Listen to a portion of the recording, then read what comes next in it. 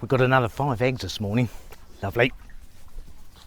That does mean that the ducks must be happier. As you can see, a couple of them are now waddling back into their pen, and there's a few out on the pond. Still waiting to see if we get any ducklings. There's a whole clutch of nests in the hut over there, but as yet none hatched, so we'll see. We'll just have to leave them and see what happens. Chickens, of course, well, chickens, I mean, rabbits. I don't think I've ever seen chickens reproduce so quickly. And we've got another one sitting on a clutch of eggs, and there must be 20 eggs in there. There's got to be at least 20 eggs in there. Well, the question this morning is, should Pi and I build a home here on the farm? It's a question I've been asked on a few occasions, and I did say it was something we'd like to do, but I'm going to go a bit more in depth into it. Obviously, as you guys know, we've got noisy neighbours, and they do like to party sort of midnight, 1 o'clock in the morning. Of course, you know, come 4 o'clock in the morning, all the farm vehicles are moving, so not an awful lot of sleep, and it's it's not pleasant. But you know, there's not much we can do about it. So could we build here? Legally, no problem at all. The local arbiter that will stamp the paperwork, the plans, is not an issue out here. We've been told that it's your land, you can do whatever you want with it. If you want to build a home on it, build a home on it, and take the paperwork along to the local council and they'll stamp it. It's as simple as that. It's a far cry from what we would have to go through in the UK with planning laws. Out here, of course, it's a free-for-all. They don't get overly bogged down with this type of administration. They say, well, it's your land, you know, up to you what you do with it. So here's the story. Pi's dad said, look, if you guys want some land, I'll give you a couple of rye. So basically it means that we could build, say, from this point here onto all of this here. Now obviously we're not looking at building a huge sort of palace. I mean, probably around about 160 square meters, 3 bedrooms. So we'll have a bedroom, fam can have a bedroom, and of course if mum and dad want to escape anytime, they've got somewhere to stay.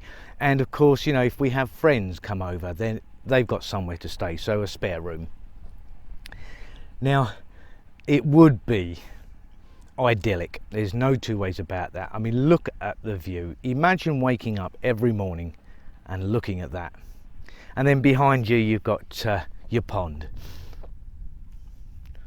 Really, could you want any more out of life? And you're looking at a place where you can hear a pin drop. Yes, okay, we do have people that start up pumps with their DACs, but it's not a noise that irritates you. It's not like loud music, you know, this constant bass beat going on in your head while you're trying to sleep. So, and this noise only goes on during the day and then they turn it off. So it's, you know, it's never, noise out here is never going to be an issue. It'll be as quiet as a church mouse. But it is so pretty.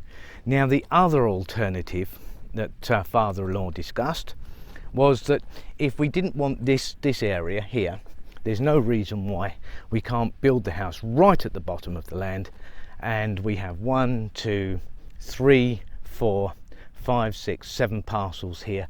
That is probably around about 2-3 rye,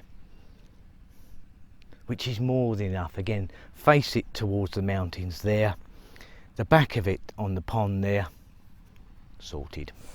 Absolutely fantastic, wouldn't it be? So obviously, you know, building a home, it comes down to cost. So I started looking at, you know, what would it cost.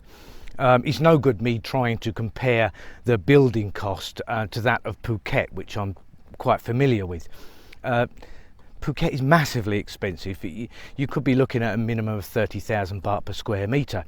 Here, it ranges. It really depends what you want. If you want a full Western kitchen and if you know a full Western style home, then of course you're going to pay more for it. But at top end, I should imagine no more than sort of 16,000 baht per square metre. Now, if we keep it down, if we keep the costs right down, we could probably get away with about 10,000 baht per square metre, which is not bad. There are two issues that we really need to address here, though. One is the fact that it's got no electric and no running water. We do have a well, which means that we could pump water from it, providing there's electric. The answer, of course, is solar panels. Now, I decided again to look at solar panels. I'm not really sure exactly what I would need to run an entire house, because that's what you're looking at. You're going to have to generate enough power during the day to have power available to run things like the fridge, the freezer, TV, lights, that bits of, the normal things. Of course, we've got a beautiful sun up there, and it produces free energy. Again, I looked online and I did a fair bit of research. It could come out anywhere between 500,000 and 1 million baht. It really depends. So total load, if we were to build a home of say 160 square meters at 10,000 baht square meter, then we're looking at 1.6 million. And then if we're looking at solar power, and if you go on the safe side just to make sure of 1 million baht, then you're looking at a total cost of 2.6 million. I have seen homes up here, and we're talking about Western style homes, not the full Western style kitchen installed, but a very comfortable home with UPVC windows, etc. And they come out around about 3.5 to 4.5 million baht for around about the 160 square meter size. So it's a lot cheaper up here than it is in Phuket.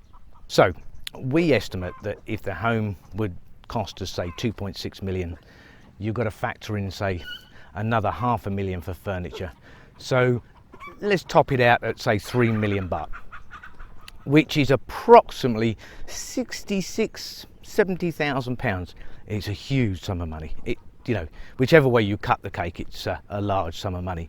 But I did say before in a previous video about staying positive and having goals, and this has got to be one of our goals. So we've put it on the list.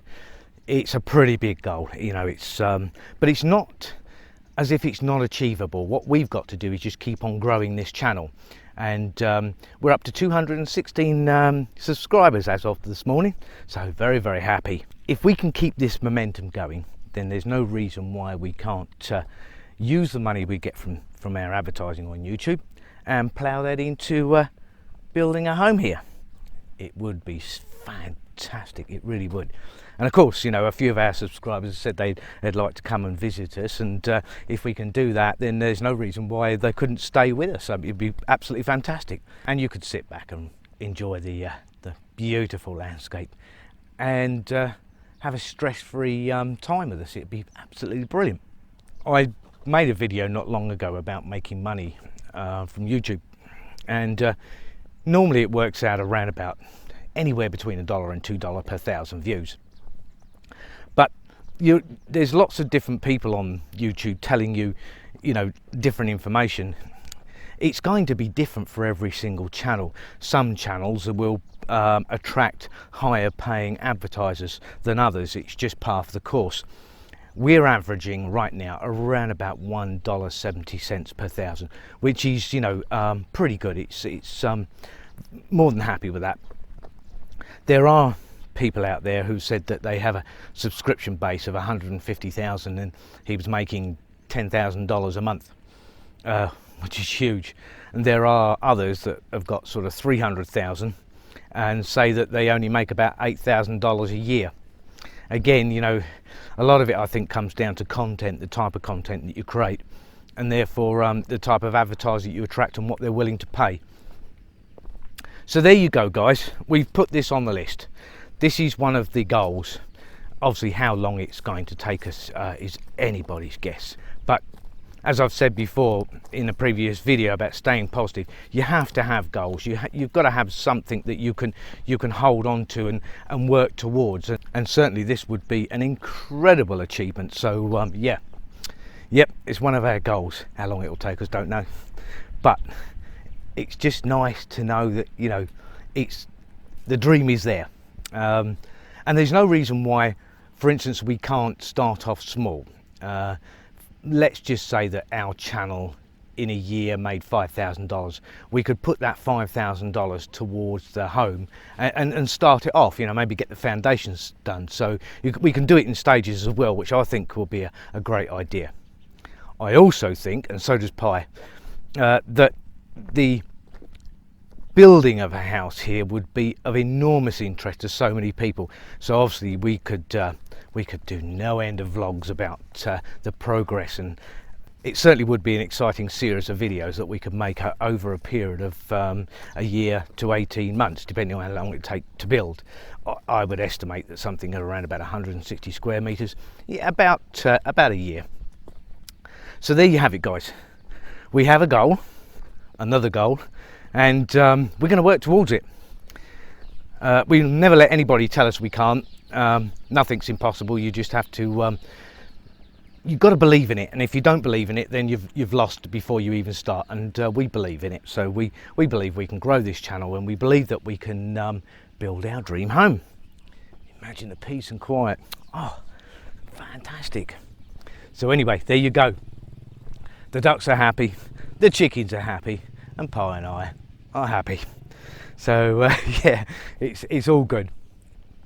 Just imagine though, guys, waking up in the morning and looking at that. There is a heaven. It's called Chiang Rai, Shenzhen, on a little farm in Ban Sao. That's heaven.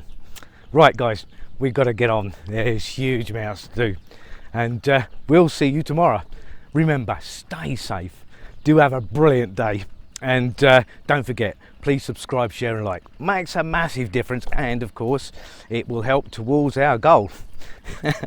We'll let you know how it goes over the next few months. We'll keep touching base on this particular subject and see what progress we make. I'm sure we'll make some.